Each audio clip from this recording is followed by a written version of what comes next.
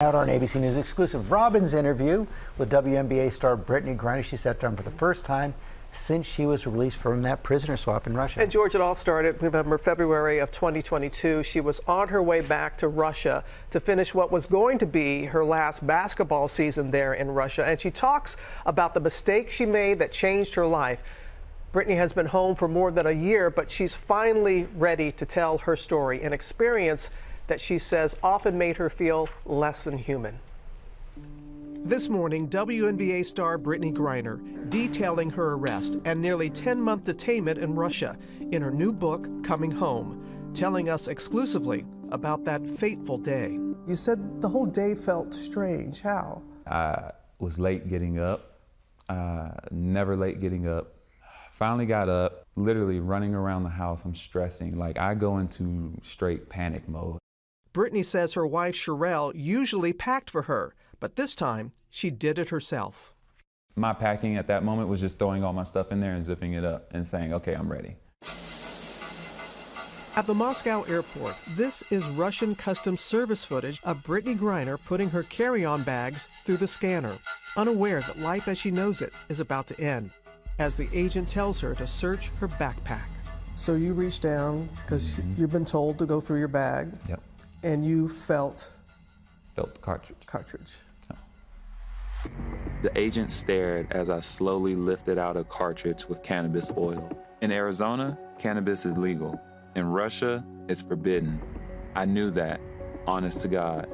I just totally forgot the pen was in my bag. In the midst of them going through, my bags, there's 2 cartridges.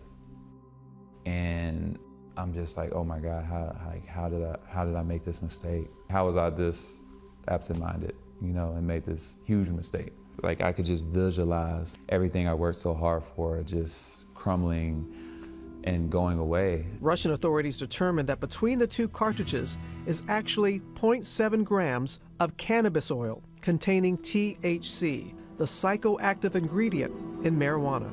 There are those who say, come on, how did you not know that you had cartridges in your luggage? What do you say to the skeptics? I would say, have you ever forgot your keys in your car, left your car running? Have you ever, where's my glasses? They're on top of your head.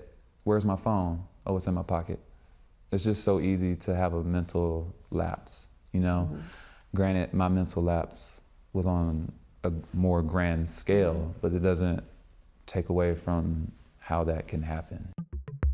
The agents take her passport, boarding pass, ask her to sign a form written in Russian that she says she can't read, and she is left to wait. You said that you felt that you let down yourself, your family, your teams. Yeah. So how did you work through that, what you called this guilt that you were feeling?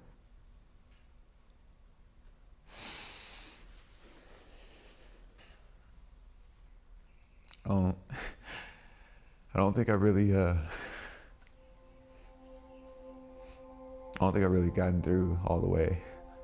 At the end of the day, it's my fault, and I let everybody down. Brittney is transferred to Correctional Colony Number 1, or IK1 as it's known. She is now a prisoner. What were the conditions like in that particular jail? The mattress had a huge blood stain on it, and they give you these thin 2 sheets, so you're basically laying on bars. From middle of my shin to my feet, stuck through the bars, which in prison, you don't really want to stick your leg and arm through bars, because someone go up and grab it, break it, twist it, and that's what was going through my mind. You were only allowed 1 roll of toilet paper that had to last you a month. There was like 2-3 months where we didn't get anything. And the toothpaste had expired, what, 15 years? It was like 15 years ago. That toothpaste was expired. We used to put it on the black mold to kill the mold on the walls.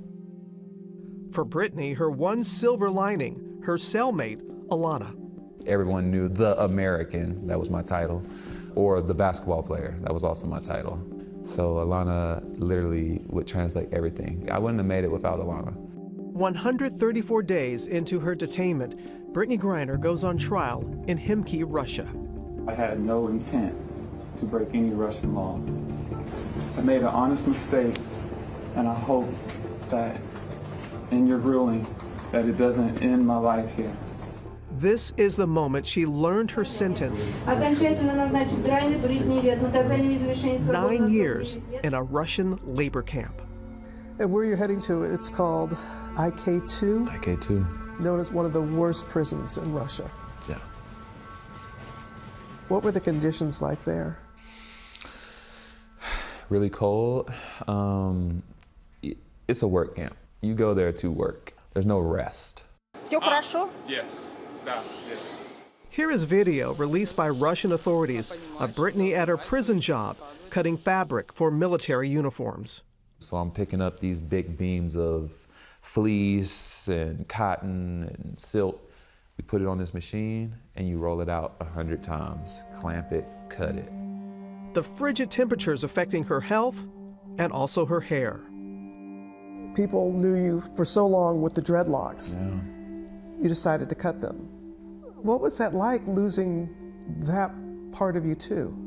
Honestly, it just had to happen. We had spiders above my bed, making nests. My dreads started to freeze. They would just stay wet and cold, and I was getting sick. You gotta do what you gotta do to survive. Brittney says so much of her experience was dehumanizing, including the way the prison guards treated her. She gets into much, much more of that on our special tonight and in her book, Coming Home, which is out on Tuesday. You mentioned her roommate, who was also her translator. Did Brittney speak any Russian? David, that's 9. She learned how to count from 1 to 10 because that was going to be her prison sentence. Oh, wow. And she wanted to be able to understand right away.